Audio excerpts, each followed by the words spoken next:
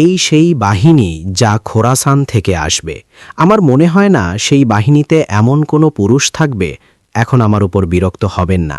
যদি বিরক্ত হন তবে অন্তত লেকচার শেষে আমরা ভালো বন্ধু হয়ে থাকব, ঠিক আছে? আমার মনে হয় না দাড়ি ছাড়া কোনো মুজাহিদ সেই বাহিনীতে থাকবে না। আমি মনে করি সেই বাহিনীর প্রতিটি সদস্যের দাড়ি থাকবে। এবং আমি সৌদির মতো নামমাত্র দাড়ির কথা বলছি না, না, আমি সুন্নাহ সম্মত দাড়ির কথা বলছি। والسلام على عباده الذين اصطفى خصوصا على أفضلهم وخاتم النبيين محمد الأمين وعلى آله وصحبه أجمعين وبعد فأعوذ بالله من الشيطان الرجيم بسم الله الرحمن الرحيم ونزلنا عليك الكتاب تبيانا لكل شيء وهدى ورحمة وبشرى للمسلمين صدق الله العظيم।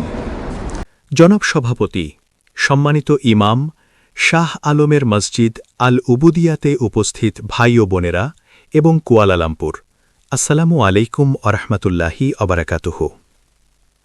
আজ রাতে আমাদের আলোচনার বিষয়টি সহজ কোনো বিষয় নয়, তাই আমরা আল্লাহর কাছে সাহায্য চাইছি, তার হেদায়েত এবং রহমত কামনা করছি যেন আমরা আপনাদের সামনে বিষয়টি সঠিকভাবে তুলে ধরতে পারি। আজকের বিষয় দ্য শিয়া, দ্য সুন্নি এবং আখিরুজ্জামান, শিয়া, সুন্নি এবং শেষ জামানা। এটি আমাদের আগের লেকচার সুফি, সালাফি এবং আখিরুজ্জামানেরই একটি ফলো আপ বা পরবর্তী অংশ। এগুলো বেশ কঠিন এবং চ্যালেঞ্জিং বিষয়, তবে আমি খুশি যে আপনারা এ বিষয়ে এতটাই আগ্রহী এবং এই আলোচনা শুনতে এখানে উপস্থিত হয়েছেন। আল্লাহ সুবহানাহু ওয়া তাআলা কুরআনে আমাদের নির্দেশ দিয়েছেন, ওয়াতাসিমু বিহাবলিল্লাহি জামিয়ান ওয়ালা তাফাররাকু, তোমরা সবাই শক্ত করে ধরো আল্লাহর রজ্জুকে, যা হলো মূলত আল কুরআন। তোমরা আল্লাহর রজ্জুকে আঁকড়ে ধরো এবং পরস্পর বিচ্ছিন্ন হয়ে যেও না, ওয়ালা তাফাররাকু। কুরআনের এই আদেশের পর কি ঘটে তা দেখাটা বেশ ইন্টারেস্টিং হবে। নবী মুহাম্মদ সাল্লাল্লাহু আলাইহি ওয়াসাল্লাম তার মিশন বা দায়িত্ব সম্পন্ন করেছেন, তিনি তার কাজ শেষ করেছেন। আরাফাতের ময়দানে তিনি জিজ্ঞেস করলেন, হে লোক সকল, আমি কি বার্তা পৌঁছে দিয়েছি? এবং সবাই সমস্বরে ঘোষণা করল, হ্যাঁ, আপনি পৌঁছে দিয়েছেন।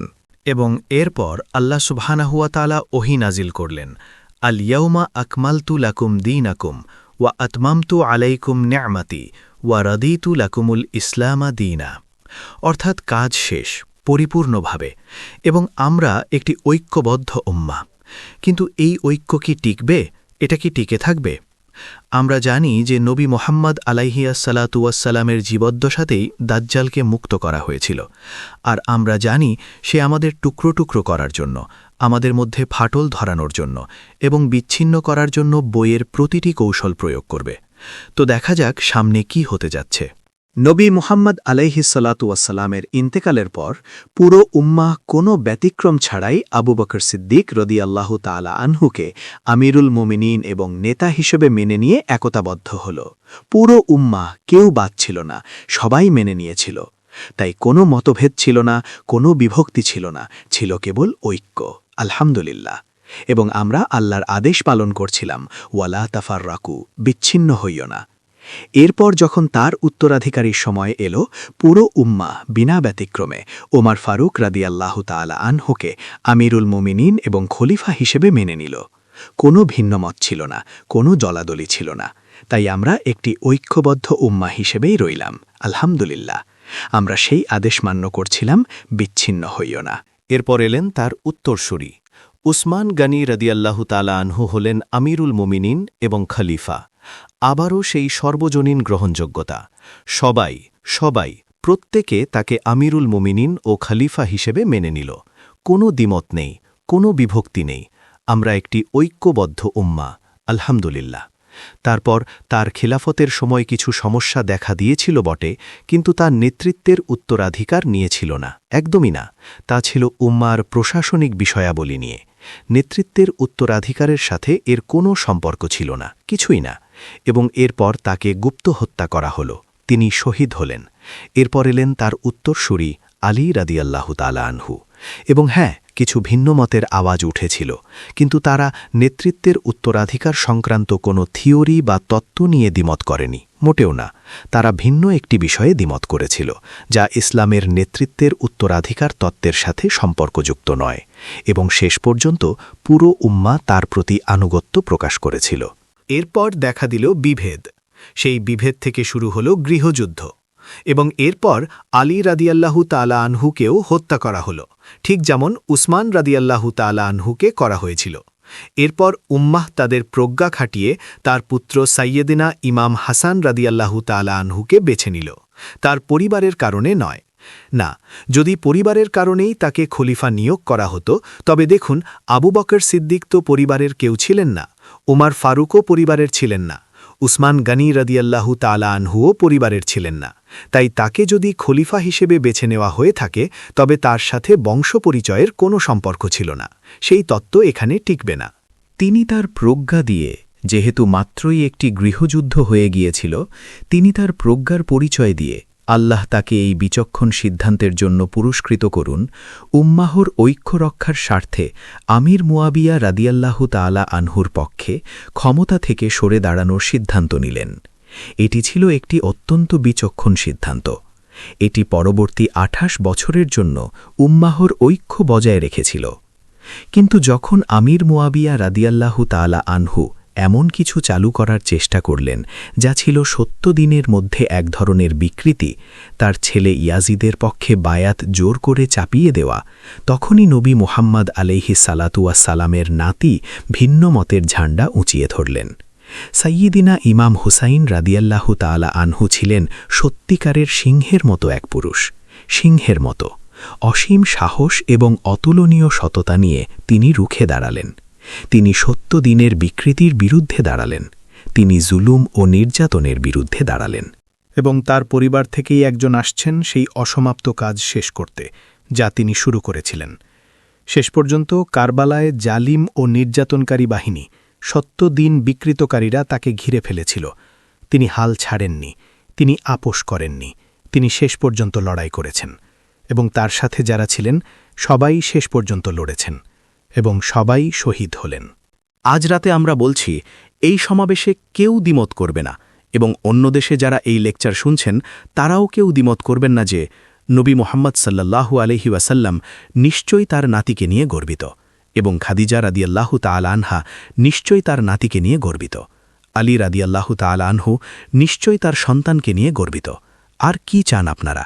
এবং ফাতিমাতুজ জহরা রাদিয়াল্লাহু তাআলা আনহা নবীর কন্যা এবং ইমাম হুসাইনের মা নিশ্চয়ই তার ছেলেকে নিয়ে গর্বিত, এবং এই উম্মাহ বিগত ১৪০০ বছর ধরে গর্বিত। আমরা যখন সেই মুহূর্তের দিকে ফিরে তাকাই, যখন তিনি পবিত্র দিনকে বিকৃতি থেকে রক্ষা করতে দাঁড়িয়েছিলেন, যখন তিনি জুলুম ও নির্যাতনের বিরুদ্ধে দাঁড়িয়েছিলেন, ১৪০০ বছর ধরে এই উম্মাহ তাকে নিয়ে গর্ব করে আসছে। কিন্তু কারবালার সেই যুদ্ধক্ষেত্রে কিছু কাজ এখনও বাকি রয়ে গেছে। যারা রাজতন্ত্র এনেছে, পারিবারিক শাসন এনেছে এবং ক্রাউন প্রিন্স নামক কিছু একটা এনেছে, তাদের জন্য কারবালার ময়দানে কিছু অসমাপ্ত হিসাব রয়ে গেছে। এবং যখন ইমাম আল মাহদি আসবেন, তিনি কারবালার সেই অসমাপ্ত কাজ সমাপ্ত করবেন, সত্য ঈমানকে ফিরিয়ে আনার জন্য, এবং অটোমানরা যে রাজতন্ত্র ও পারিবারিক শাসন এনেছিল তা আবর্জনার ঝুড়িতে ফেলে দেওয়ার জন্য। সৌদি আরবের রাজপরিবার যে রাজতন্ত্র ও পারিবারিক শাসন এনেছে, কাতার, দুবাই, জর্ডান এবং সব জায়গায় যে পারিবারিক শাসন চলছে, তা আবর্জনার ঝুড়িতে নিক্ষিপ্ত হবে, কারণ কারবালায় এখনও অসমাপ্ত কাজ বাকি আছে। তাই এই উম্মাহ গর্বিত ছিল যে কারবালায় সৈয়দিনা ইমাম হুসাইন রাদিয়াল্লাহু তাআলা আনহুর শাহাদাতের মধ্য দিয়ে একটি আন্দোলনের জন্ম হয়েছিল।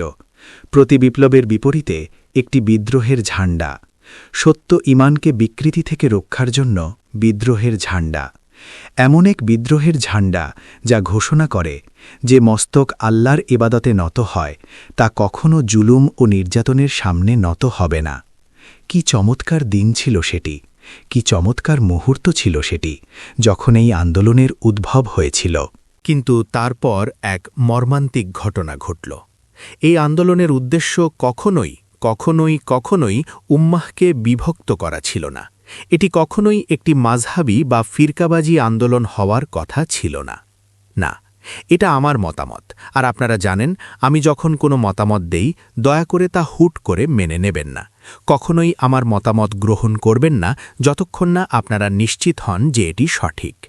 আমার মতামত হল দাজ্জাল হলো সেই মূল পরিকল্পনাকারী বা মাস্টারমাইন্ড যে এখন এই প্রতিবাদী আন্দোলনকে, প্রতিবিপ্লবের বিরুদ্ধে এই আন্দোলনকে কলুষিত করেছে। আর এই আন্দোলন এখন একটি আকীদাগত ভিত্তি ও কাঠামো পেয়েছে। এক অদ্ভুত ব্যাপার, সেটা কি? বলা হলো যে মোহাম্মদ সাল্লাল্লাহু আলাইহি ওয়াসাল্লামের পুরো উম্মাহ কোনো ব্যতিক্রম ছাড়া সবাই পথভ্রষ্ট হয়ে গিয়েছিল যখন তারা আবু বকর সিদ্দিক রাদিয়াল্লাহু আনহুকে আমিরুল মুমিনিন হিসেবে মেনে নিয়েছিল। এটা খুবই অদ্ভুত। আমরা কি আবার সেই পুরনো কথায় ফিরে যাব যে মোহাম্মদ সাল্লাল্লাহু আলাইহি ওয়াসাল্লামের পুরো উম্মাহ ভুল করেছিল এবং পথভ্রষ্ট হয়েছিল যখন তারা উমর ফারুক এবং উসমান গনি রাদিয়াল্লাহু আনহুকে আমিরুল মুমিনিন হিসেবে মেনে নিয়েছিল? ঈমানের বিকৃতির বিরুদ্ধে সেই একই বিপ্লবী আন্দোলন এখন আমাদের বলছে যে না, আল্লাহই সিদ্ধান্ত নেন কে এই উম্মাহার ওপর শাসন করবে। অন্য কথায় মোহাম্মদ সাল্লাল্লাহু আলাইহি ওয়াসাল্লাম তার জীবদ্দশাতেই তার চাচাতো ভাই আলী রাদিয়াল্লাহু আনহুকে তার উত্তরাধিকারী হিসেবে নিযুক্ত করে গিয়েছিলেন। সুতরাং ইসলামে শাসনের উত্তরাধিকার হল ঐশ্বরিক আদেশে নির্ধারিত এবং তা কেবল নবী সাল্লাল্লাহু আলাইহি ওয়াসাল্লামের পরিবারের মধ্যেই সীমাবদ্ধ। পারিবারিক শাসন। অথচ ইমাম হুসাইন রাদিয়াল্লাহু আনহু কারবালায় সেই পারিবারিক শাসনের বিরুদ্ধেই দাঁড়িয়েছিলেন, আর যে মস্তক আল্লাহর ইবাদতে সিজদায় অবনত হতো সেই মস্তক পারিবারিক শাসনের সামনে মাথা নত করতে অস্বীকার করেছিল। আর এভাবেই আমাদের মাঝে এক ফেরকাভিত্তিক আন্দোলনের সূচনা হল। যে প্রধান বিষয়টি শিয়াদের বাকিদের থেকে আলাদা করে তা হল এই নতুন মতবাদ যে ইসলামে শাসনের অধিকার ঐশ্বরিকভাবে নির্ধারিত, যা নবী সাল্লাল্লাহু আলাইহি ওয়াসাল্লাম জানিয়ে গিয়েছিলেন এবং যা কেবল নবী সাল্লাল্লাহু আলাইহি ওয়াসাল্লামের পরিবারের জন্য নির্দিষ্ট। যখন ইমাম আল মাহদি আসবেন অবশ্যই তখন সব কিছু পরিষ্কার হয়ে যাবে এবং আর কোনো ভুল বোঝাবুঝি থাকবে না। কিন্তু তিনি আসার আগেই এই বক্তৃতায় বিষয়টি নিয়ে আলোচনা করা সম্ভব। সত্যটা আসলে কি? যারা এই নতুন ও অদ্ভুত মতবাদে বিশ্বাস স্থাপন করল যে ইসলামের নেতৃত্ব ঐশ্বরিকভাবে নির্ধারিত এবং নবী সাল্লাল্লাহু আলাইহি ওয়াসাল্লামের পরিবারের মধ্যেই সীমাবদ্ধ, তারা শিয়া নামে পরিচিত হল, কারণ তারা এখন প্রথম ফেরকাভিত্তিক দলে পরিণত হল। কি ট্র্যাজেডি, কি মর্মান্তিক! যে আন্দোলন দুর্নীতির বিরুদ্ধে দাঁড়িয়েছিল, জুলুম ও নির্যাতনের বিরুদ্ধে অতুলনীয় সাহস ও সততা নিয়ে দাঁড়িয়েছিল, সেই আন্দোলনকেই এখন ভুল পথে পরিচালিত করা হল। কি দুর্ভাগ্য! এই বক্তা যদি সঠিক হন, আর অবশ্যই যারা এই অবস্থানে অটল থাকল যে উম্মাহ সঠিক ছিল যখন তারা আবু বকর সিদ্দিক, উমর ফারুক এবং উসমান গনিকে খালিফা হিসেবে নিয়োগ দিয়েছিল, যে তারা সঠিক ছিলেন, তারা সুন্নি নামে পরিচিত হল। এই লেকচারে সুন্নি শব্দটি ব্যবহার করা হচ্ছে তাদের বোঝাতে এর মধ্যে কোনো ফেরকাগত বিশ্বাস নেই। এটি হল মুহাম্মদ সাল্লাল্লাহু আলাইহি ওয়াসাল্লামের উম্মাহ, ঐক্যবদ্ধ উম্মাহ, যাদের মধ্যে কোনো বিভেদ নেই। সবাই এই মতটি ধারণ করে। এদেরকেই এখন সুন্নি বলা হয়। তাই যখন আমরা শিয়া বা সুন্নি নিয়ে কথা বলি, আমরা আসলে এই আকীদাগত বিভাজন নিয়েই কথা বলছি। যদি এই বক্তার কথা ঠিক হয় যে যেই মাস্টারমাইন্ড তাদের ভুল পথে চালিত করেছে সে হল দাজ্জাল, তবে আমাদের এখন প্রশ্ন করতে হবে, সে কেন এটা করল? তার নকশা বা পরিকল্পনা কি? আর আমার উত্তর হল, তার চূড়ান্ত পরিকল্পনা হল আখেরুজ্জামানে এই বিভেদকে নিজের সুবিধার্থে ব্যবহার করা, আর তার সেই পরিকল্পনা বাস্তবিত হতে যাচ্ছে। আসলে তা ইতিমধ্যেই শুরু হয়ে গেছে। তার পরিকল্পনা হল শিয়া এবং সুন্নিদের মধ্যে গৃহযুদ্ধ বাঁধানো। সুন্নিরা হয়তো এ বিষয়ে সচেতন নয়, শিয়ারা হয়তো সচেতন নয়, কিন্তু আমি সচেতন। সে কেন গৃহযুদ্ধ বাঁধাতে চায়? ১ নম্বর কারণ, এমন এক সময়ে যখন জায়ানবাদীরা ইসলামের বিরুদ্ধে যুদ্ধ ঘোষণা করেছে, বিশেষ করে 9/11-এর পর থেকে, এবং তারা এটা করছে যাতে দাজ্জাল স্টেজ 2 থেকে স্টেজ 3-তে যেতে পারে। আমার বই জেরুজালেম ইন দ্য কুরআন বিষয়টি ব্যাখ্যা করে। আপনাদের কেউ বইটি পড়েছেন, বাহাসাতেও আমাদের বইটি আছে। কিন্তু আমাকে বলবেন না যে আপনারা কিনেছেন, অথচ বলবেন কিন্তু শেখ আমি এখনও পড়ার সময় পাইনি, কারণ ঘটনাগুলো এখনই ঘটছে যা এই বইয়ে 10 বছর আগেই বলা ছিল। সে বিশ্ব শাসনে পরিবর্তন আনতে চায়। যুক্তরাষ্ট্রকে অবশ্যই নামাতে হবে যাতে ইসরায়েল বিশ্বের পরবর্তী শাসক রাষ্ট্র হিসেবে আমেরিকার জায়গা নিতে পারে, এবং তখন এমন একটি দিন শেষ হবে যা 1 মাসের সমান। যদি এই ভাষা আপনাদের কাছে অদ্ভুত লাগে তবে তার কারণ আপনারা এই বইটি পড়েননি। এবং এমন একটি দিন শুরু হবে যা 1 সপ্তাহের সমান, আর সেই 1 সপ্তাহের সমান দিনে বিশ্ব যা প্যাক্স ব্রিটানিকা এবং তারপর প্যাক্স আমেরিকানা দেখেছিল, অবশ্যই ওটা কোনো শান্তি বা প্যাক্স ছিল না, ছিল কেবল প্রতারণা আর যুদ্ধ। এখন প্যাক্স জুদাইকা বা ইসরায়েলের শাসন প্রত্যক্ষ করবে। ইসরায়েলের বিশ্ব শাসন করার জন্য এবং দাজ্জালের অবশেষে জেরুজালেমে একজন ইহুদি হিসেবে আবির্ভূত হওয়ার জন্য এক যুবক, শক্তিশালী গড়ন, কোঁকড়ানো চুল, মানে পাশের চুলগুলো ঝুলে থাকা কোঁকড়ানো, মাথার ওপরের কোঁকড়ানো নয়, এবং জেরুজালেমে দাঁড়িয়ে ঘোষণা করবে আমিই মসিহা, যা সম্ভবত এখন থেকে ২০-২৫ বছর পরের কথা। যখন আমি কোনো মতামত দেই আমি ভুলও হতে পারি, আপনারা জানেন। বিশ্ব শাসন করার জন্য ইসরায়েলকে আরবদের ওপর শাসন করতে হবে। আমরা গতরাতে এ নিয়ে কথা বলেছি। আখেরুজ্জামানে মদিনার পুনরায় কেন্দ্রবিন্দুতে ফিরে আসা। সুবাং জয়াতে গতরাতে এটাই ছিল আমার বিষয়, এবং বাইরে এই বইটির বাহাসা সংস্করণও আছে। বিশ্ব শাসনের প্রাথমিক ধাপ হিসেবে ইসরায়েলকে আরবদের ওপর তার রাজনৈতিক ও অর্থনৈতিক আধিপত্য চাপিয়ে দিতে হবে। দ্বিতীয়ত, ইসরায়েলকে পুরো মুসলিম বিশ্বের ওপর, সমগ্র ইসলামের ওপর তার আধিপত্য বিস্তার করতে হবে, আর তাই ইসরায়েলকে যুদ্ধ করতে হবে। আমরা নিশ্চিতভাবে জানি যে ইসরায়েল যে যুদ্ধগুলো করবে তার একটি হবে মিশরের বিরুদ্ধে। ও হ্যাঁ, আর যখন সেই বোকারা, যাদের আমি ক্যাপিটাল এফ দিয়ে বড় মাপের বোকা বলছি, আশা করি তারা আমার কথা শুনছে, গাদ্দাফিকে সরানোর জন্য জায়নবাদী ন্যাটোর সাথে জোট বেঁধেছিল, যিনি জায়নবাদীদের বিরোধী ছিলেন, সেই চরম বোকারা যারা বলেছিল তারা মুজাহিদ, ন্যাটোর সাহায্যে গাদ্দাফিকে সরিয়ে লিবিয়াকে এখন একটি ন্যাটো রাষ্ট্রে পরিণত করেছে। ন্যাটো এখন দায়িত্বে, কিন্তু তারা সেটা বুঝতেই পারছে না। বড় মাপের বোকার দল। আর তাই যখন মিশরের ওপর আক্রমণ আসবে, মিশরের এখন আর কোনো সুযোগ নেই, কারণ ইসরায়েল পূর্ব দিক থেকে আক্রমণ করবে আর ন্যাটো পশ্চিম দিক থেকে আক্রমণ করবে, আর মিশর মাঝখানে স্যান্ডউইচের মতো পিষে যাবে। আমরা জানি এটা আসছে। আমরা জানি যে ইসরায়েল পাকিস্তানের পারমাণবিক কেন্দ্র ও অস্ত্র ধ্বংস করতে চায় এবং পাকিস্তানকে ভেঙে টুকরো করতে চায়। আমরা তা জানি। আমরা জানি ইসরায়েল সিরিয়াতে আক্রমণ করতে চায়, সিরিয়াতে সরকার পরিবর্তন ঘটাতে চায়, যাতে সিরিয়াও আরেকটা লিবিয়া হতে পারে। আর সেই বোকারা যারা লিবিয়াতে এতটা বোকামি করেছিল, তারা সিরিয়াতেও সমান বোকামি বা তার চেয়েও বেশি বোকামি করছে। আর আমি সিরিয়ার সেই মুজাহিদদের কথা বলছি না যাদের জায়নবাদীদের সাথে কোনো সম্পর্ক নেই, মোটেও না, যারা সৌদি আরব থেকে 1 পয়সা নেওয়ার চেয়ে মরে যাওয়াকে শ্রেয় মনে করে, যাদের সৌদি আরবের সাথে কোনো সম্পর্ক নেই, কাতারের সাথে সম্পর্ক নেই, জর্ডানের সাথে সম্পর্ক নেই, কিছুই না, এবং যারা সিরিয়ায় সংগ্রাম করছে। আমি তাদের কথা বলছি না, একদমই না। আমি সেই বোকাদের কথা বলছি যারা দাবি করে তারা মুজাহিদ এবং যারা এই সিরিয়ান সরকারকে ফেলার জন্য ন্যাটোর সাথে জোট বেঁধেছে। আমি এদের কথাই বলছি। আমরা আশঙ্কা করছি, যেহেতু তারা এখন পর্যন্ত সফল হয়নি, তাই তারা সিরিয়ার ওপর যুদ্ধ চাপিয়ে দেবে। এই প্রেক্ষাপটেই আমরা এখন জানাতে চাই, দাজ্জাল কিভাবে আখিরুজ্জামানে নিজের সুবিধার্থে সুন্নি শিয়া বিভেদকে কাজে লাগাবে। উত্তর হল, সে সুন্নি শিয়া গৃহযুদ্ধ উস্কে দিতে চায়। সে এটাই উস্কে দিতে চায়। যদি সে মুসলিম বিশ্বে সুন্নি শিয়া গৃহযুদ্ধ উস্কে দিতে সফল হয়, তবে এতে তার কী লাভ হবে, আর জায়নবাদীদেরই বা কী লাভ হবে? প্রথমত, গোটা বিশ্বের সামনে, বিশ্ব মঞ্চে ইসলামকে খুব ভয়ঙ্কর দেখাবে। এই মুসলিমদের দিকে একবার তাকান। এমন একটা সময় যখন তাদের পিঠ দেয়ালে ঠেকে গেছে, যখন তারা নিজেদের অস্তিত্ব রক্ষার জন্য লড়াই করছে, ঠিক সেই সময়েই দেখুন মুসলিমরা কতটা বোকার মতো নিজেদের মধ্যে লড়াই করছে। ইসলামকে এতটাই খারাপ দেখাবে যে মুসলিমদের প্রতি বিশ্বের যদি বিন্দু মাত্র সেন্টিমেন্ট বা সহানুভূতিও থেকে থাকে, সেটাও হারিয়ে যেতে পারে।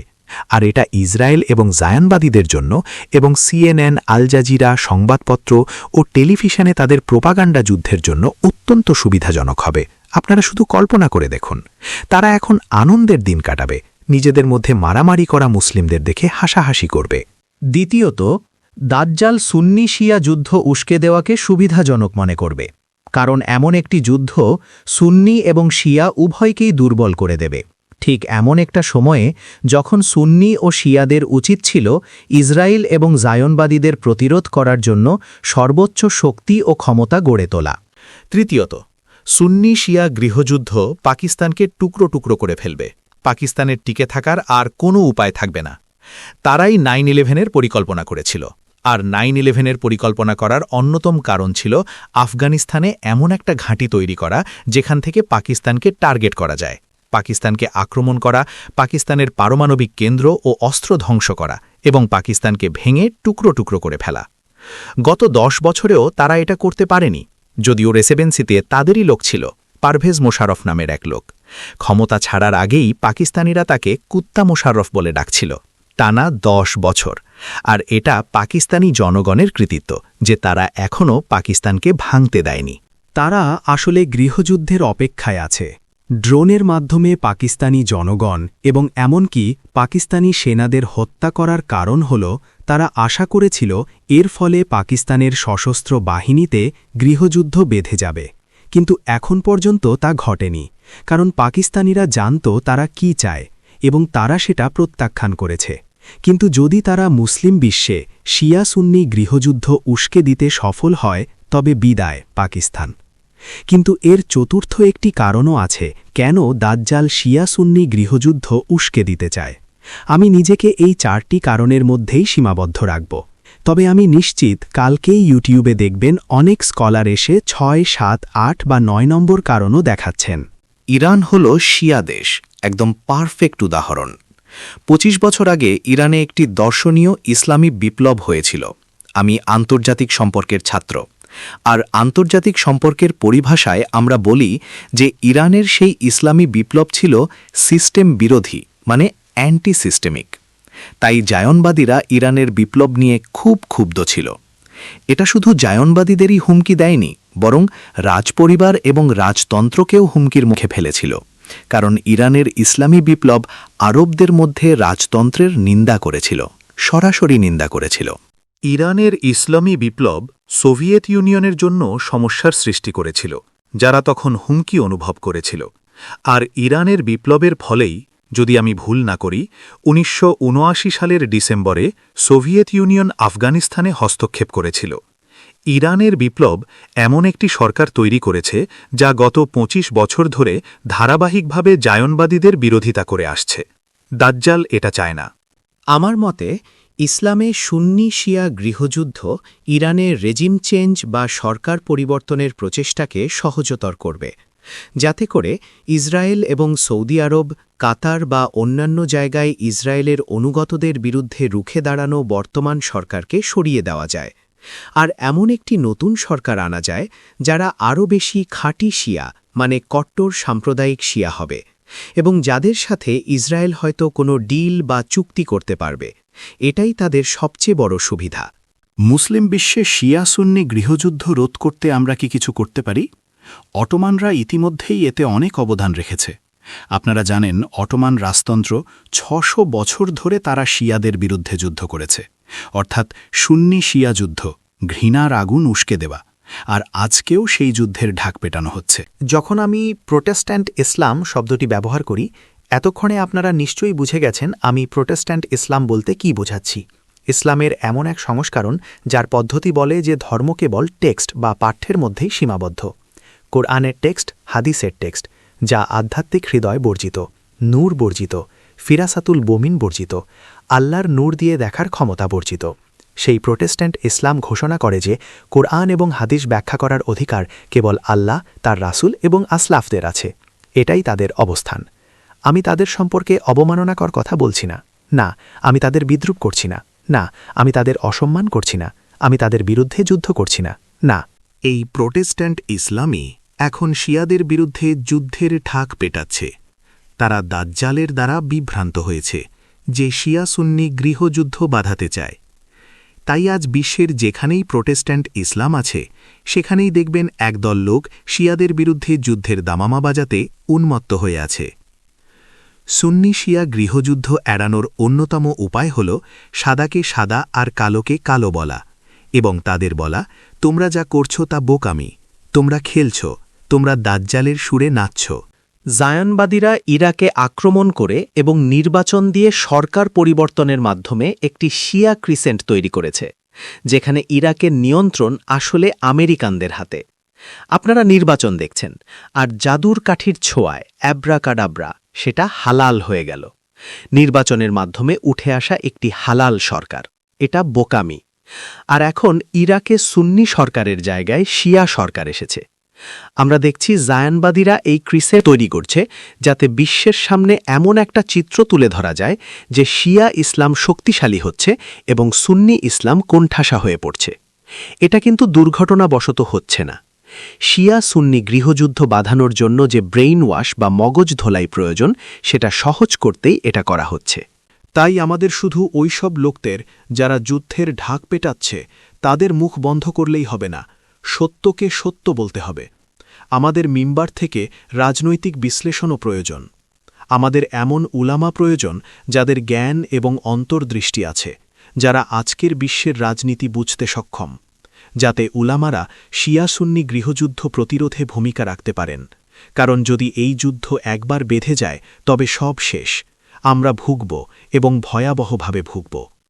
দাজ্জালের পরিকল্পনা অনুযায়ী এই শিয়া সুন্নি গৃহযুদ্ধ ঠেকাতে আমরা কি করতে পারি? যা যদি ঘটে তবে এই উম্মাহার ওপর একের পর এক বিপর্যয় নেমে আসবে। পাকিস্তান টিকতে পারবে না।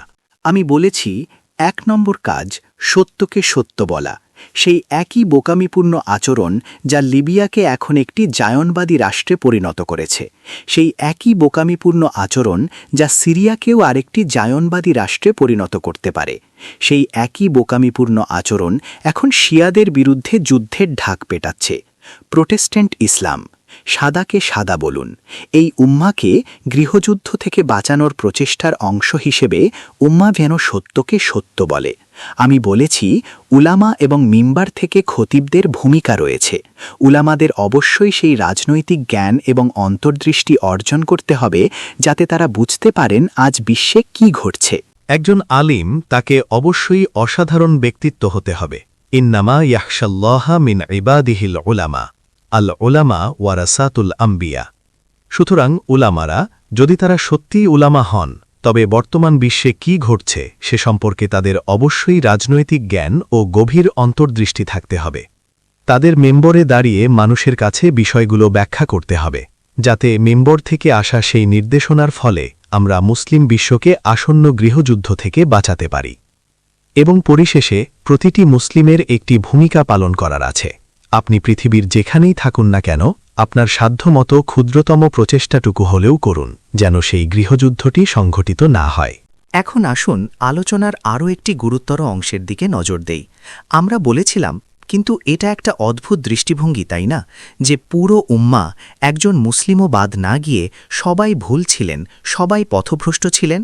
যখন তারা আবু বকর সিদ্দিক রাদিয়াল্লাহু আনহুকে আমিরুল মুমিনিন এবং খলিফা হিসেবে নিয়োগ গ্রহণ করেছিলেন। কি অদ্ভুত বিশ্বাস যে আল্লাহ সুবহানাহু ওয়া তাআলাই নেতা নিয়োগ করেন এবং নবী মুহাম্মদ সাল্লাল্লাহু আলাইহি ওয়াসাল্লাম নাকি জানিয়ে দিয়ে গেছেন যে নেতৃত্ব তার পরিবারের মধ্যেই সীমাবদ্ধ এবং তা আলী রাদিয়াল্লাহু আনহুকে দিয়ে শুরু হয়। আমরা এখন এই আকীদাগত মতভেদ বা বিভাজনকে কিভাবে মোকাবেলা করব? কুরআন আমাদের বলছে, ফাইন তানাযাতুম ফি শাইইন ফারুদ্দুহু ইলাল্লাহি ওয়ার রাসূল। যদি কোনো বিষয়ে তোমাদের মধ্যে মতভেদ দেখা দেয়, তবে সমাধানের জন্য বিষয়টি আল্লাহ এবং তার রাসূলের কাছে নিয়ে যাও। এর অর্থ হল বিষয়টি কুরআনের কাছে নিয়ে যান, এবং কুরআনের কাছে নিয়ে যাওয়ার পরেই কেবল আপনি রাসূল সাল্লাল্লাহু আলাইহি ওয়াসাল্লামের কাছে যাবেন, হাদিস দেখবেন। কারণ কুরআন সবার আগে, কুরআন হল আল্লাহর বাণী। তাই আমরা বলি, এই সমস্যার সমাধান বা অন্তত সমাধানের চেষ্টা করার জন্য, এবং আমি জানি অনেক শিয়া এই লেকচারটি শুনছেন, আমরা বলি যে সমাধানের জন্য অবশ্যই কোরআনের শরণাপন্ন হতে হবে এবং কোনো হাদিস কোরআনের সাথে সাংঘর্ষিক হতে পারে না। আর যদি কোরআন এবং হাদিসের মধ্যে বাহ্যিক কোনো দ্বন্দ্বও দেখা দেয়, তবে কোরআনকেই প্রাধান্য দিতে হবে। কুরআন কি বলে? আমরা মাত্র 2টি আয়াত উদ্ধৃত করব, এটাই যথেষ্ট। আল্লাহ সুবহানাহু ওয়া তাআলা কুরআনে নির্দেশ দিচ্ছেন, ইয়া আইয়ুহাল্লাযীনা আমানু, হে ঈমানদারগণ, আতিউল্লাহ, আল্লাহর আনুগত্য করো, ওয়া আতিউর রাসূল, এবং আল্লাহর রাসূলের আনুগত্য করো, ওয়া উলিল আমরি মিনকুম, এবং তোমাদের নিজেদের মধ্য থেকে যারা উলিল আমর, কর্তৃত্বের অধিকারী, তাদের আনুগত্য করো। সুতরাং এটি জাতিসংঘের নিরাপত্তা পরিষদকে বাদ দিয়ে দেয়। আমার শ্রদ্ধেয় শিক্ষক মাওলানা ডক্টর ফজলুর রহমান আনসারী রাহিমাহুল্লাহ এই আয়াতের ব্যাখ্যায় বলেছিলেন, আল্লাহ যা বোঝাতে চেয়েছেন তা হল, তোমাদের মধ্যে যারা আইনত বৈধ কর্তৃত্বের অধিকারী তাদের মান্য করো। আইনত বৈধ কর্তৃত্ব মানে হল যা আল্লাহর আইনের সাথে সামঞ্জস্যপূর্ণভাবে গঠিত, রাষ্ট্রের নিজস্ব আইনে নয়। সুতরাং আল্লাহর আনুগত্য করুন, তার রাসূলের আনুগত্য করুন এবং আপনাদের নিজেদের মধ্য থেকে যারা দায়িত্বে আছেন তাদের মান্য করুন। আল্লাহ শুধু এটুকুই বলেছেন। আল্লাহ শুধু এটুকুই বলেছেন। এই আয়াতের কোথায় আমরা ঐশ্বরিকভাবে নিযুক্ত নেতৃত্বের কথা পাই? কোথায়? যারা নেতৃত্বে থাকবেন তারা কিভাবে গঠিত বা নির্বাচিত হবেন এবং তারা কিভাবে কাজ করবেন, এটাই এখন প্রশ্ন। আল্লাহ সুবহানাহু তাআলা কি তাদের নিয়োগ দেন যারা আপনাদের উপর কর্তৃত্ব করবেন? কোরআনের অন্য একটি আয়াতে আল্লাহ সুবহানাহু তাআলা ব্যাখ্যা করেছেন। তিনি বলেছেন, ওয়াশাউইরহুম ফিল আমর ওয়া আমরুহুম শুরা বাইনাহুম, যে আপনাদের বিষয়গুলো উলিল আমর, আপনাদের কার্যাবলী পরিচালিত ও নির্ধারিত হবে শুরা বা পরামর্শের ভিত্তিতে, কোনো ঐশ্বরিক ফরমানের ভিত্তিতে নয়। না, সুতরাং কোরআন স্পষ্ট, ইসলামে নেতৃত্ব ঐশ্বরিকভাবে নিযুক্ত এবং তা কেবল রাসূল সাল্লাল্লাহু আলাইহি ওয়াসাল্লামের পরিবারের মধ্যে সীমাবদ্ধ, এই বিশ্বাসের কোনো ভিত্তি কোরআনে নেই। এটি কোরআনের সাথে সাংঘর্ষিক। তাহলে সেই কথিত হাদিসগুলো নিয়ে আমরা কি করব, যেখানে দাবি করা হয় যে রাসূল সাল্লাল্লাহু আলাইহি ওয়াসাল্লাম আলী রাদিয়াল্লাহু আনহুকে তার উত্তরাধিকারী নিয়োগ করেছেন? আমাদের পর্যবেক্ষণ হল এটি রাসূল সাল্লাল্লাহু আলাইহি ওয়াসাল্লামের প্রতি এক বিশাল অনাস্থা প্রস্তাব। ওয়া নাউযুবিল্লাহি মিন যালিকা। আপনারা তাকে পৃথিবীর বুকে সবচেয়ে ব্যর্থ নেতা হিসেবে উপস্থাপন করছেন, যেন তিনি ঘোষণা করলেন, আমি আমার কাজ শেষ করেছি, আমার মিশন সম্পন্ন করেছি, আর তিনি মারা যাওয়ার সাথে সাথেই প্রতিটি মুসলিম তাকে অমান্য করল, কয়েকজন মুসলিম ব্যতিক্রম ছাড়া। তার সকল সাহাবী তার কথিত নির্দেশ অমান্য করলেন যে আলী রাদিয়াল্লাহু আনহুই তার উত্তরাধিকারী হবেন। এটি পরিষ্কার যে নবী মুহাম্মদ সাল্লাল্লাহু আলাইহি ওয়াসাল্লাম এমন কোনো আদেশ কখনোই দেননি, এমন কোনো নিয়োগ কখনোই দেননি। শুধুমাত্র কোরআনে যা আছে তার কারণে নয়, কারণ এটি কোরআনের লঙ্ঘন হতো, বরং এ কারণেও যে উম্মাহ তাদের রায় দিয়েছে। কেউ সেই আদেশের কথা জানত না। তাই এখন অনেক দেরি হয়ে গেছে এমন কোনো নতুন মতবাদ আনার যা কোরআনের সাথে সামঞ্জস্যপূর্ণ নয় এবং যা নবী মুহাম্মদ সাল্লাল্লাহু আলাইহি ওয়াসাল্লামের প্রতি চরম অনাস্থার শামিল। শেষ করার আগে সুন্নি এবং শিয়াদের মধ্যে আরেকটি বিষয় রয়েছে, এবং এটি এমন একটি বিষয় যা সুন্নি এবং শিয়াদের ঐক্যবদ্ধ করতে পারে, আর তা হল সুন্নিরা ইমাম আল মাহাদির আগমনে বিশ্বাস করে এবং শিয়ারা তো অবশ্যই ইমাম আল মাহাদির আগমনে বিশ্বাস করে। আমরা তাদের কিছুদিন আগে বলেছিলাম যে ইমাম আল মাহদী শিয়া হবেন না। এর অর্থ হল তিনি এমন কেউ হবেন না যিনি এই বিশ্বাস ধারণ করেন যে ইসলামের নেতৃত্ব ঐশ্বরিকভাবে নির্ধারিত এবং তা নবীর সাল্লাল্লাহু আলাইহি ওয়াসাল্লামের পরিবারের মধ্যেই সীমাবদ্ধ। তিনি সেই অর্থে শিয়া হবেন না, কিন্তু অন্য অর্থে তিনি কারবালায় যা অসমাপ্ত ছিল তা হাতে তুলে নেবেন। ও হ্যাঁ, এবং সমস্ত জুলুমের শক্তি, সমস্ত স্বৈরাচারী শক্তি এবং পরিবারতন্ত্র ও যুবরাজ বা রাজা ইত্যাদি প্রথার মাধ্যমে দিনকে কলুষিত করার সমস্ত শক্তি, ইমাম আল মাহদী যখন আসবেন তখন তারা সবাই নিজেদের জীবন বাঁচাতে পালাবে, কারণ তিনি তাদের শহর থেকে বিতাড়িত করবেন। ও হ্যাঁ, সেই অর্থে ইমাম আল মাহদী কারবালা থেকে উদ্ভূত আন্দোলনের সাথে সামঞ্জস্যপূর্ণ থাকবেন।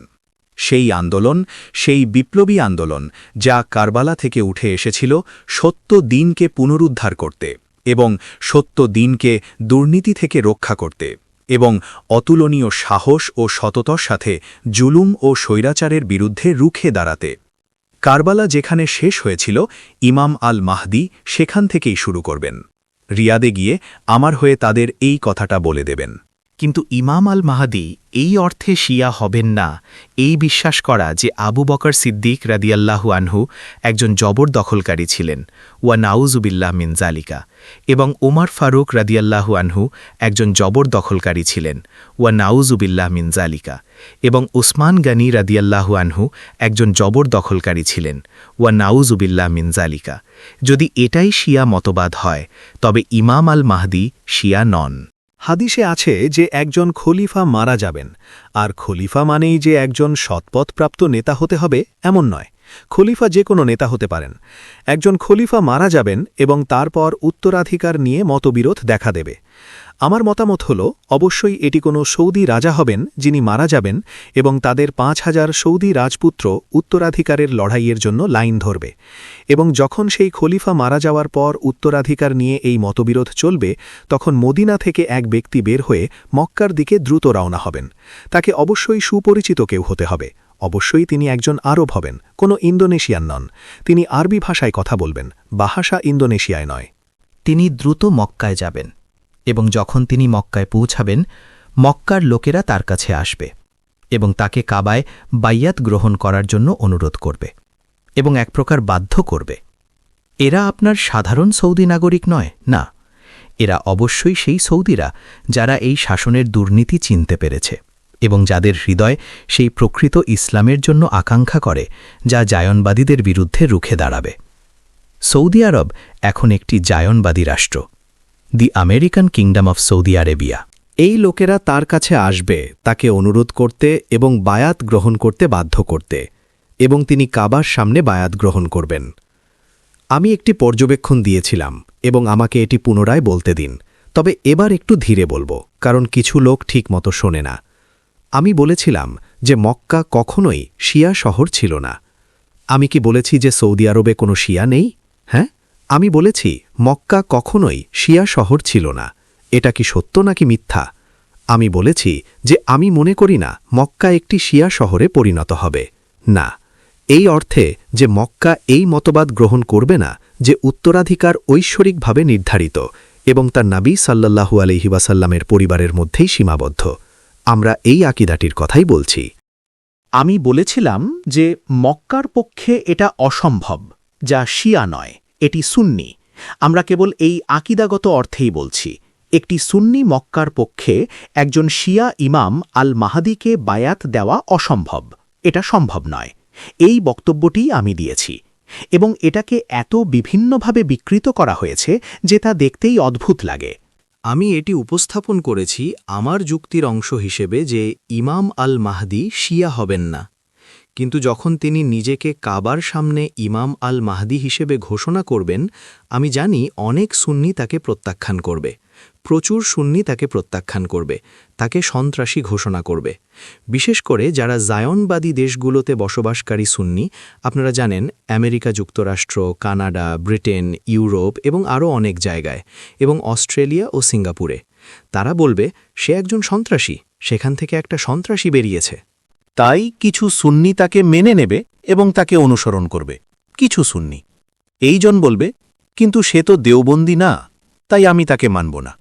ওইজন বলবে সে তো বেরেলভি হতে যাচ্ছে না, তাই আমি তাকে অনুসরণ করব না। আরেকজন বলবে সে এই দলেরও না ওই দলেরও না, ইসলামের সব দল বা ফিরকা তাকে অস্বীকার করবে। তাহলে সেই দিন সুন্নিদের মধ্যে কে ইমাম আল মাহদিকে অনুসরণ করবে? আমার মত হল খুব কম সংখ্যক মানুষ। আর তারপর শিয়াদের কি হবে? আমি বিশ্বাস করি যে অনেক শিয়া তাকে প্রত্যাখ্যান করবে, ইমাম আল মাহাদিকে। আমি বিশ্বাস করি যে আসল ইমাম আসার আগেই আশেপাশে অনেক ইমাম আল মাহাদি দেখা যাবে। জায়নবাদীরা সম্ভবত ইতিমধ্যেই একজন ইমাম আল মাহাদি তৈরি করে রেখেছে। আমি শুনেছি তুরস্কে একজন আছে, তার নাম নাইবা বললাম, অনেক বই লিখেছে। তাই আমরা পথের মধ্যে বেশ কিছু ইমাম আল মাহদিকে আসতে দেখব, এবং কেবল যাদের প্রকৃত জ্ঞান এবং অন্তর্দৃষ্টি আছে কেবল তারাই চিনতে পারবে, না, ও একজন প্রতারক, ও আসল ইমাম নয়। আর আমি ভয় পাই শিয়াদের জন্য, যাদের আমি মুসলিম মনে করি এবং তাই তারা আমার ভাই। আমার আশঙ্কা তাদের অনেকেই আগামীকাল আসা কোনো ভণ্ড প্রতারকের ধোকায় পড়ে যাবে, যে এসে ঘোষণা করবে আমি ইমাম আল মাহদি। ইমাম আল মাহদি কখন আসবেন? এর উত্তর সাহি বুখারিতে আছে। রাসূলুল্লাহ সাল্লাল্লাহু আলাইহি ওয়াসাল্লাম বলেছেন, কাইফা আনতুম, সেটা কতই না চমৎকার সময় হবে, ইজা নাজালা আলাইকুম ইবনু মারিয়াম, যখন মরিয়ম পুত্র তোমাদের মাঝে অবতরণ করবেন, ওয়া ইমামুকুম মিনকুম, এবং তখন তোমাদের ইমাম বা নেতা হোয়াইট হাউসের জর্জ বুশ, ওবামা কিংবা জাতিসংঘের সিকিউরিটি কাউন্সিল হবে না, কারণ ইমামের সর্বোচ্চ কর্তৃত্ব থাকে, তাই না? বরং তোমাদের ইমাম হবেন মিনকুম, তোমাদের মধ্য থেকেই। এর অর্থ হল খিলাফা পুনরুদ্ধার হবে, দারুল ইসলাম পুনরুদ্ধার হবে। তিনিই হলেন ইমাম আল মাহদি। সুতরাং ইমাম আল মাহদির আগমন আমি এখন একটি বড় শব্দ ব্যবহার করব। ইমাম আল মাহদির আগমন এমন একটি ঘটনা যা নবী ঈসা আলাইহিস সালামের ফিরে আসার সাথে কন্টেম্পোরেনিয়াস বা সমসাময়িক হবে। একজন আসার ঠিক আগেই আরেকজন আসবেন। নবী ঈসা আলাইহিস সালাম আসার আগে আর কত সময় বাকি আছে? এই প্রশ্নের উত্তর দেওয়ার চেষ্টা করবেন না যতক্ষণ না আপনারা পড়াশোনা করছেন এবং ইলমু আখিরুজ্জামান নিয়ে গবেষণা করছেন। বাইরে আমার লেখা অনেক বই এই বিষয়ের ওপর আছে। ইলমু আখিরুজ্জামান এটি বর্তমানে ইসলামের সবচেয়ে গুরুত্বপূর্ণ জ্ঞানের শাখা, আর এটিই জ্ঞানের সেই শাখা যা শেখানো হচ্ছে না। ইলমু আখিরুজ্জামান। কত সময় বাকি আছে তার অনুমান করার আগে দয়া করে এই বিষয়টি অধ্যয়ন করুন। আমি সবসময় ঝুঁকি নিয়ে একটি সংখ্যা বলি, যদিও আমি জানি তারা আমার পেছনে লাগবে এবং বলবে, আপনি কি খোদা? একমাত্র আল্লাহই ভবিষ্যৎ জানেন। না, আমি ঝুঁকি নিচ্ছি এবং একটি সংখ্যা বলছি। অবশ্যই সবসময় বলি যে আমি ভুল হতে পারি, আল্লাহই ভালো জানেন। এটা বলা শুধু আপনাদের মনকে একটি আনুমানিক সময়সীমার জন্য প্রস্তুত করার উদ্দেশ্যে। এটুকুই আমি করছি, একটি আনুমানিক সময়সীমা। আমার বুঝ অনুযায়ী নবী ঈসা আলাইহিসসালাম নেমে আসার আগে আমাদের হাতে সম্ভবত আর 25 থেকে 30 বছর সময় আছে। আমার কিছু ছাত্র আমাকে বলে, শেখ ইমরান, আপনি ভুল করছেন, সময় এর চেয়ে অনেক কম। যখন ইমাম আল মাহদি আসবেন এবং কাবার সামনে নিজেকে মাহদি হিসেবে ঘোষণা করবেন, আমি জানি তখন শিয়াদের মধ্যে এমন লোক থাকবে যারা তাকে মেনে নেবে এবং অনুসরণ করবে, এবং সুন্নিদের মধ্যেও এমন লোক থাকবে যারা তাকে মেনে নেবে এবং অনুসরণ করবে। আর সেই সময়ে আমরা আর শিয়া বা সুন্নি থাকব না।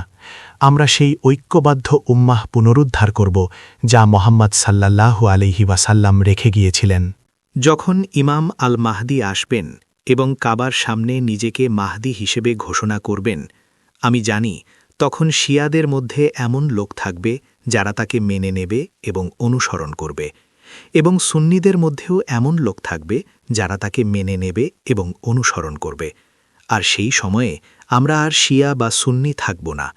আমরা সেই ঐক্যবদ্ধ উম্মাহ পুনরুদ্ধার করব যা মোহাম্মদ সাল্লাল্লাহু আলাইহি ওয়াসাল্লাম রেখে গিয়েছিলেন। আমি আমার দৃষ্টিভঙ্গি দেব, তবে সতর্ক করছি যে আমি ভুলও হতে পারি।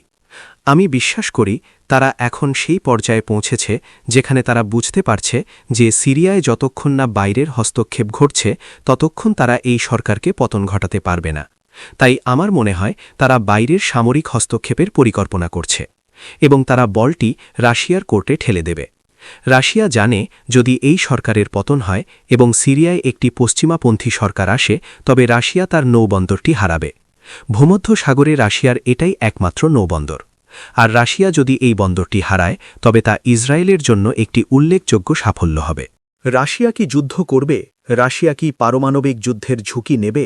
রাশিয়া কি আর্মাগেডান বা নবীজি যাকে মালহামা বলেছেন সিরিয়া নিয়ে সেই ঝুঁকি নেবে? আমার ধারণা হলো জায়নবাদীরা সিদ্ধান্ত নিয়েছে যে রাশিয়া এটা করবে না। তারা মনে করে রাশিয়ার এই হুমকি তারা উপেক্ষা করতে পারে, এবং সম্ভবত তারা এখন তুরস্ককে প্রশিক্ষণ দিচ্ছে যাতে তুর্কি সেনাবাহিনী সিরিয়ায় হস্তক্ষেপ করে এবং সশস্ত্র সামরিক অভিযানের মাধ্যমে সিরিয়ায় সরকার পরিবর্তন ঘটায়, শুধু সশস্ত্র বিদ্রোহ দিয়ে নয়। যদি তারা সিরিয়া সরকারের পতন ঘটাতে সফল হয়, অনুমান করুন তো কি ঘটবে? লিবিয়ায় এই বোকারা যারা নিজেদের মুজাহিদ বলে দাবি করে এবং জায়ানবাদীরা যা করেছিল, মুয়াম্মার গাদ্দাফি অত্যন্ত মমতা, দয়া এবং প্রজ্ঞা নিয়ে কৃষ্ণাঙ্গ আফ্রিকানের দিকে হাত বাড়িয়েছিলেন। তিনি সমস্ত কৃষ্ণাঙ্গ আফ্রিকান দেশকে সাহায্য করতে এগিয়েছিলেন। তাই লিবিয়ায় অনেক কৃষ্ণাঙ্গ আফ্রিকান ছিল, এবং লিবিয়া সরকারের নীতির কারণেই এই কৃষ্ণাঙ্গ আফ্রিকানরা সেখানে ছিল। লিবিয়া সরকারের নীতির কারণে আরব আফ্রিকান ঐক্য গড়ে উঠছিল। গাদ্দাফিকে উৎখাত করার সাথে সাথেই এই বিদ্রোহীরা সেই কৃষ্ণাঙ্গ আফ্রিকানদের খুঁজে বের করে হত্যা করতে শুরু করে, নির্লজ্জভাবে। লিবিয়ায় অসংখ্য কৃষ্ণাঙ্গ আফ্রিকানকে নির্মমভাবে হত্যা করা হয়েছে। সিরিয়ায় কি হতে যাচ্ছে? সিরিয়ায় আলাউই নামে একটি গোষ্ঠী আছে, যাদের কেউ কেউ শিয়াদের থেকে বিচ্ছিন্ন একটি দল মনে করে, আবার কেউ কেউ বলে না। কিন্তু ধারণা করা হয় তারা এমন লোক যারা আলী রাদিয়াল্লাহু আনহু এর পূজা করে। আমি ভুল হলে দয়া করে শুধরে দেবেন। ফরাসিরা এই লোকদের সিরিয়া শাসন করতে বসিয়েছিল, এবং তারা গত 40 বছর ধরে সিরিয়া শাসন করছে। তাদের শাসন ছিল সংখ্যাগরিষ্ঠ সুন্নি মুসলমানদের ওপর প্রকাশ্য জুলুম ও স্বৈরাচার। এটি একটি রক্তাক্ত একনায়কতন্ত্র। মুসলমানদের শাসন করার কোনো ধর্মীয় যোগ্যতা তাদের নেই, কোনো নৈতিক যোগ্যতাও নেই। তাদের একমাত্র যোগ্যতা হল তারা জায়নবাদীদের বিরুদ্ধে দাঁড়িয়েছিল, ব্যাস, লিবিয়ার মতো। সুতরাং যদি এই সরকারকে উৎখাত করা হয়, সিরিয়ায় রক্তগঙ্গা বয়ে যাবে এবং আলাউইদের জবাই করা হবে। জায়নবাদীদের অর্থায়নে চালিত ভাড়াটে মুজাহিদ, তথাকথিত মুজাহিদরা আলাউইদের হত্যা করবে। আর যদি শিয়ারা আলাউইদের শিয়া মনে করে, তবে সেটা সুন্নি শিয়া গৃহযুদ্ধের সূচনা হতে পারে। আমি বিশ্বাস করি এটাই ঘটতে যাচ্ছে। আমি আশা করি এবং দোয়া করি যেন এমন না হয়, কিন্তু আমার বিশ্বাস আগামী কয়েক মাসের মধ্যে, অদূর ভবিষ্যতে এটাই ঘটতে যাচ্ছে। এখানে মন্তব্যটি খুব তীক্ষ্ণ। ইরান সরকার একটি শিয়া সরকার, কিন্তু যখন ইমাম খোমেনি রাহিমাহুল্লাহ ইরানে বিপ্লবে সফল হন, তিনি সুন্নি বিশ্বের নেতৃত্বের দিকে হাত বাড়িয়েছিলেন। উদাহরণস্বরূপ, তিনি পাকিস্তানে মাওলানা মাউদুদি রাহিমাহুল্লাহকে চিঠি লিখেছিলেন, শিয়া সুন্নি ঐক্যের সেতু গড়তে চেয়েছিলেন। তিনিই ছিলেন ইমাম খোমেনি রাহিমাহুল্লাহ। তাই ইরানে যে বিপ্লব এসেছিল তা কোনো সাম্প্রদায়িক শিয়া বিপ্লব ছিল না, এটি শিয়া বিপ্লবের চেয়ে ইসলামী বিপ্লবই বেশি ছিল। এবং ইরানের এই বর্তমান সরকার, যার বিরুদ্ধে প্রোটেস্ট্যান্ট মুসলিমরা এখন যুদ্ধের দামামা বাজাচ্ছে, এই সরকার রাশিয়ার সাথে মৈত্রী স্থাপন করেছে বা করছে। ব্যক্তিগতভাবে আমি মর্মাহত, কারণ যদিও আমি বিশ্বাস করি যে নবী মোহাম্মদ সাল্লাল্লাহু আলাইহি ওয়াসাল্লামের ভবিষ্যদ্বাণী পূর্ণ হবে এবং মুসলিমরা রুমের সাথে মৈত্রী করবে, কিন্তু আমার মনে হয় তাদের মন পরিবর্তন করা এবং পুনরায় ভালোবাসা ও বন্ধুত্ব গড়ে তোলার সময় এখন পার হয়ে গেছে। না, তাই এটি হবে একটি সুবিধার্থ মৈত্রী, অ্যালায়েন্স অফ কনভিনিয়েন্স। কিন্তু পূর্ব ইউরোপ এবং রাশিয়ায় ইসলাম ও মুসলমানদের প্রতি যে ঘৃণা, ৬০০ বছরের অটোমান ইসলামী শাসনের রক্তপাতের কারণে সেই ঘৃণা এতই প্রবল যে আমার মনে হয় না তা এখন আর পরিবর্তন করা সম্ভব। এটা বলতে আমার কষ্ট হচ্ছে।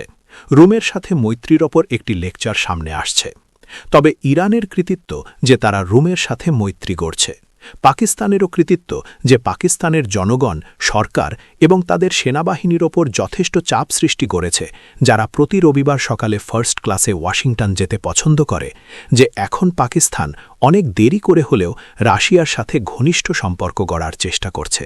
এটি একটি ইতিবাচক দিক। কেন বাকি মুসলিম বিশ্ব অ্যাংলো আমেরিকান মৈত্রীর সাথে গাঁটছড়া বেঁধে আছে? কেন তারা সবাই ওয়াশিংটনের বন্ধু এবং রাশিয়া বা রোমের সাথে মৈত্রীকে ভয় পায়? এর একটি কারণ হল জায়নবাদীদের কৌশল সবসময়ই ছিল যারা আমাদের শাসন করে তাদের নিয়ন্ত্রণ করা এবং যারা সেনাবাহিনী নিয়ন্ত্রণ করে তাদের কবজায় নেওয়া। এবং তারা এই লোকদের মগজ ধোলাই করে। তারা ওয়াশিংটন এবং লন্ডনে শিক্ষিত হয়, তারা স্যান্ডহার্স্টে সামরিক বিষয়ে শিক্ষা নেয় এবং তারপর এই লোকরা দেশে ফিরে এসে মুসলমানদের শাসক হয়। সুতরাং তারা ইউরোপীয় প্রভুদের কার্বন কপি, অথচ তারা আমাদের ওপর শাসন চালায়। আর এটাই হলো কারণ। এমন নয় যে মুসলমানরা তাদের হৃদয় হারিয়েছে বা চিন্তা করার ক্ষমতা হারিয়েছে, বরং যারা তাদের শাসন করছে তারা এমন লোক যারা তাদের প্রতিনিধিত্ব করে না। এটিই সুন্নিদের ট্র্যাজেডি। প্রশ্ন: পবিত্র মক্কা নগরীর আধুনিকায়ন নিয়ে আমার প্রতিক্রিয়া কি? এখন মক্কায় স্টারবাকস আছে, ম্যাকডোনাল্ডস আছে, কেনটাকি ফ্রাই, কেএফসি আছে, খুব দামি হোটেল আছে, ইহুদিদের খেলনা গয়না আছে। উত্তর: এটি মক্কায় দাজ্জালের উপস্থিতি। কিন্তু রাসূলুল্লাহ সাল্লাল্লাহু আলাইহি ওয়াসাল্লাম বলেছেন যে দাজ্জাল বা প্লেগ অর্থ মহামারী, কখনো মক্কা বা মদিনায় প্রবেশ করতে পারবে না। আমার লিখিত পুস্তিকাটিতে সেই বিষয়টি আছে। দাজ্জাল যখন আবির্ভূত হবে তখন দাজ্জালের খুরুজ ঘটবে। দাজ্জালের খুরুজ আর দাজ্জালের মুক্তি, রিলিজ এক জিনিস নয়। দাজ্জাল রাসূলুল্লাহ সাল্লাল্লাহু আলাইহি ওয়াসাল্লামের জীবদ্দশাতেই মুক্ত হয়েছিল, কিন্তু দাজ্জালের খুরুজ ঘটবে মালহামা বা সেই মহাযুদ্ধের পর, যার সামনে প্রথম বিশ্বযুদ্ধ এবং দ্বিতীয় বিশ্বযুদ্ধকে নগণ্য মনে হবে।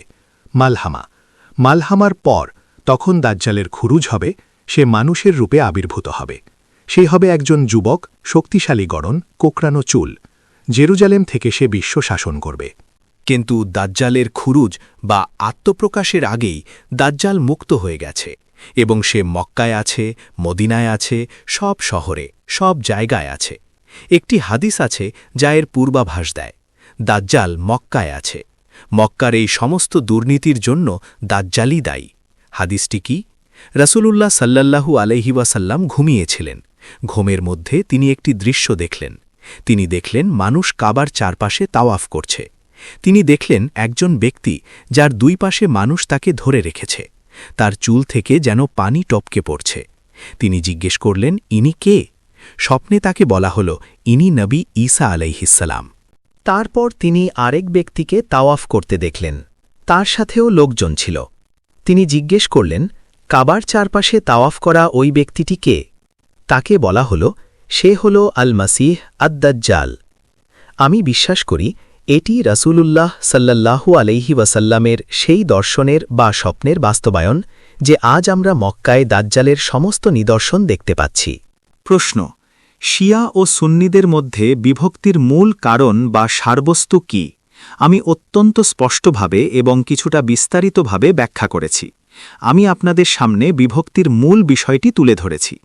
বিভক্তির মূল কারণ হল সেই ভুল ও বিভ্রান্তিকর মতবাদ যে ইসলামে নেতৃত্ব ঐশ্বরিকভাবে নির্ধারিত এবং এই নেতৃত্ব শুধুমাত্র রাসূলুল্লাহ সাল্লাল্লাহু আলাইহি ওয়াসাল্লামের পরিবারের মধ্যেই সীমাবদ্ধ। এর বাইরে যাওয়ার আমার বা আপনার কোনো প্রয়োজন নেই।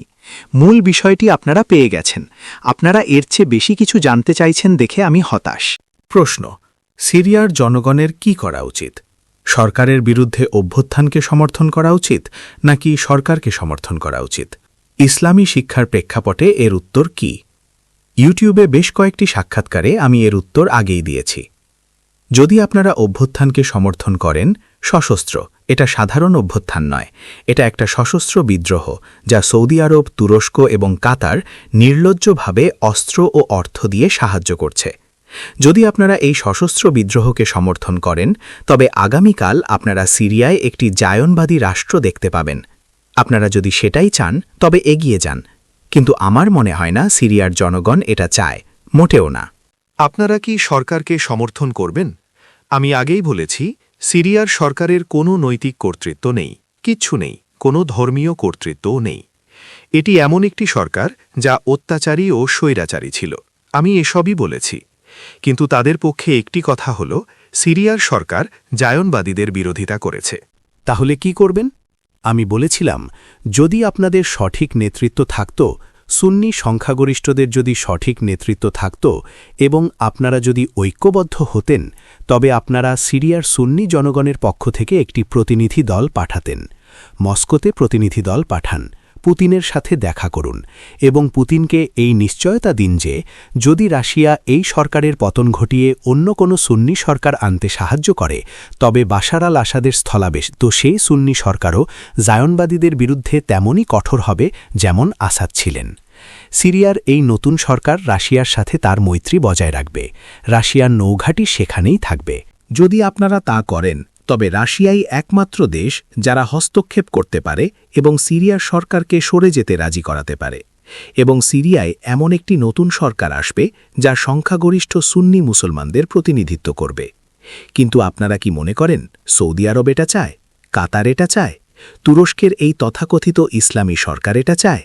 আপনারা কি মনে করেন জায়নবাদীরা এটা চায়? ও মোটেও না। তারা যা চায় তা হল আরেকটি লিবিয়া। প্রশ্ন, খোরাসান থেকে কালো পতাকা নিয়ে যে সেনাবাহিনী আসবে, সেই হাদিসটি সম্পর্কে কি বিস্তারিত বলবেন? সেই সেনাবাহিনী হল আফগানিস্তানে জুলুমের বিরুদ্ধে প্রকৃত ইসলামী প্রতিরোধ বাহিনী। আফগানিস্তান হল খোরাসানের হৃৎপিণ্ড। সেই বাহিনী ইতিমধ্যেই তাদের কাজ শুরু করে দিয়েছে এবং গত 10 বছর ধরে এই বাহিনী ন্যাটোর বিরুদ্ধে লড়াই করার সক্ষমতা দেখিয়েছে। ন্যাটো তাদের হারাতে পারেনি 10 বছর ধরে। এটা তখনই ঘটবে যখন দাজ্জাল নিহত হবে এবং ইয়াজুজ ও মাজুজ ধ্বংস হবে। খুব কম মানুষই ইয়াজুজ ও মাজুজ সম্পর্কে কিছু জানে। তারা বলে, ইয়াজুজ মাজুজ কি কোনো রেস্টুরেন্ট? মাসাকান পাদাং, মাসাকান গগ অ্যান্ড মগের মতো? আমার বাইরে একটি বই আছে, লিখতে অনেক সময় লেগেছে, an Islamic view of গগ and ম্যাগগ in the modern world. আমি দোয়া করি কেউ ইনশাআল্লাহ এটা বাহাসাবে ইন্দোনেশিয়াতে অনুবাদ করতে সাহায্য করবে। বইটি বাইরে পাওয়া যাচ্ছে। যখন দাজ্জাল নিহত হবে এবং ইয়াজুজ মাজুজ ধ্বংস হবে, আল মালহামা মহাযুদ্ধ সংগঠিত হবার পর ইলেকট্রনিক যুদ্ধ আর সম্ভব হবে না। না, আপনাদের সেলফোন আর কাজ করবে না। না, সম্ভবত এরপর আর বিদ্যুৎ থাকবে না। তাই এটি আগের মতোই ঘোড়া ও প্রচলিত যুদ্ধের রূপ নেবে। রাসূলুল্লাহ সাল্লাল্লাহু আলাইহি ওয়াসাল্লাম বলেছেন, ঠিক সেই সময়ে খোরাসান থেকে সেনাবাহিনী অপ্রতিরোধ্য গতিতে সোজা পথে এগিয়ে আসবে এবং জেরুজালেমের রোমান নাম এলিয়া পর্যন্ত প্রতিটি অঞ্চল মুক্ত করবে। তারা যখন এলিয়ায় পৌঁছাবে তখন রাসূল সাল্লাল্লাহু আলাইহি ওয়াসাল্লাম বলেছেন, লা তুকাতিলুন্নাল ইয়াহুদ। হাদিসটি সহিহ বুখারী ও মুসলিমে আছে। তোমরা অবশ্যই ইহুদিদের সাথে যুদ্ধ করবে। সব ইহুদি নয়, না, এটা অলস পাণ্ডিত্য। আমরা অলস আলেম চাই না, না, সব ইহুদি নয়। লা তুকাতিলুন্নাল ইয়াহুদ, তোমরা অবশ্যই ইহুদিদের সাথে যুদ্ধ করবে। কোন ইহুদিরা? যারা অত্যাচারী, যারা আমাদের পাশে দাঁড়িয়ে জুলুমের বিরোধিতা করছে তারা নয়। লন্ডনে একজন ইহুদি পণ্ডিত আছেন যিনি স্কাইপে আমার সাক্ষাৎকার নিচ্ছেন। তিনি ইহুদি। লা তুকাতিলুন্নাল ইয়াহুদ ওয়ালা তাকতুলুন্নাহুম, এবং তোমরা তাদের পরাজিত করবে। হাত্তা ইয়াকুল আল হাজার, সেই সময় পাথরও কথা বলবে, ইয়া মুসলিম হাজা ইয়াহুদিয়ুন ওয়ারাই ফাতাআলা ফাকতুল, অর্থাৎ হে মুসলিম, আমার পেছনে একজন ইহুদি লুকিয়ে আছে, এসো এবং তাকে হত্যা করো। এই সেই বাহিনী যা খোরাসান থেকে আসবে। আমার মনে হয় না সেই বাহিনীতে এমন কোনো পুরুষ থাকবে এখন আমার উপর বিরক্ত হবেন না। যদি বিরক্ত হন তবে অন্তত লেকচার শেষে আমরা ভালো বন্ধু হয়ে থাকব, ঠিক আছে? আমার মনে হয় না দাড়ি ছাড়া কোনো মুজাহিদ সেই বাহিনীতে থাকবে। না, আমি মনে করি সেই বাহিনীর প্রতিটি সদস্যের দাড়ি থাকবে। এবং আমি সৌদির মতো নামমাত্র দাড়ির কথা বলছি না, না, আমি সুন্নাহ সম্মত দাড়ির কথা বলছি। আমার মনে হয় না সেই বাহিনীর কেউ কালো স্যুট এবং বোটাই পরবে। না, সেই বাহিনীতে থাকবে জাতিগত পোশাক পরা মানুষ, জাতিগত পোশাক। জানেন, মাঝে মাঝে কুয়ালালামপুরে একমাত্র আমিই লুঙ্গি পরে থাকি। হ্যাঁ, আমি জিজ্ঞেস করি মালায়রা কোথায়, আর কেউ লুঙ্গি পরে না। সেই বাহিনীতে মানুষ তাদের নিজস্ব জাতিগত পোশাক পরবে। আমি মনে করি না তারা ছুরি কাটা চামচ দিয়ে খাবে। না, খোরাসান থেকে আসা বাহিনী সুন্না পদ্ধতিতে খাবে। আল্লাহ আমাদের এখানেই ছুরি কাটা চামচ দিয়েছেন, কিন্তু মাশাআল্লাহ মালায়রা তাদের আঙুল দিয়ে খেতেই পছন্দ করে। প্রশ্ন, আমি ইলুমিনাটি সম্পর্কে জানতে চাই, এর কি অস্তিত্ব আছে? ইসরায়েলের জায়নবাদী এজেন্ডা নিয়ে আপনি কি কোনো চিন্তা করেছেন? এগুলো কি একই জিনিস নাকি আলাদা? এগুলো কি দাজ্জারের দুটি প্রতিদ্বন্দ্বী শক্তি? আমি গুপ্তবিদ্যা বা গোপন আন্দোলন, ইলুমিনাটি এবং ফ্রিম্যাসনারি ইত্যাদির বিশেষজ্ঞ নই। তবে ১ সেপ্টেম্বর এবং ২ সেপ্টেম্বরের জন্য আমাদের একটি সেমিনারের আয়োজন করা হয়েছে। বাইরে সম্ভবত একটি ফ্লায়ার আছে, দয়া করে সংগ্রহ করুন।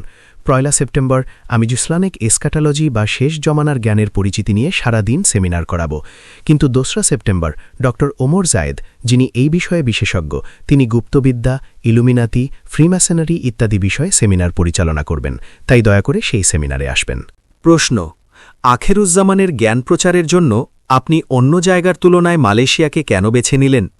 আপনি কি এই দেশের মধ্যে ভবিষ্যতের ঘটনার কোনো বিশেষ তাৎপর্য দেখেন? প্রথমত, আমি গত ২২ বছর ধরে মালয়েশিয়ায় আসছি, আর এই ২২ বছরে মালয়েশিয়ার মানুষ আমার দিকে হাত বাড়িয়ে দিয়েছে এবং প্রতিটি বাঁকে আমাকে সমর্থন দিয়েছে। তাদের অনেকেই আমার ছাত্র হয়েছে। আমি সবসময় মালয়েশিয়াতেই আমার বই প্রকাশ বা ছাপাই। আমি পাকিস্তান, বাংলাদেশ, ইন্দোনেশিয়া বা চীনে আরও সস্তায় ছাপাতে পারতাম, সস্তায়। কিন্তু আমি মালয়েশিয়ায় বই ছাপানো বেছে নিয়েছি, যদিও এটি ব্যয়বহুল। কারণ আমি কাজের যে মান পাই এবং যারা আমাকে সাহায্য করছে তারা সবাই এখানে মালয়েশিয়ায় আছে। ربنا تقبل منا إنك أنت السميع العليم وتب علينا يا مولانا إنك أنت التواب الرحيم اللهم أنت السلام ومنك السلام تبارك ربنا وتعاليت يا ذا الجلال والإكرام سمعنا وأطعنا غفرانك ربنا وإليك المصير وصلى الله تعالى على خير خلقه محمد وعلى آله وعلى أصحابه أجمعين برحمتك يا أرحم الراحمين.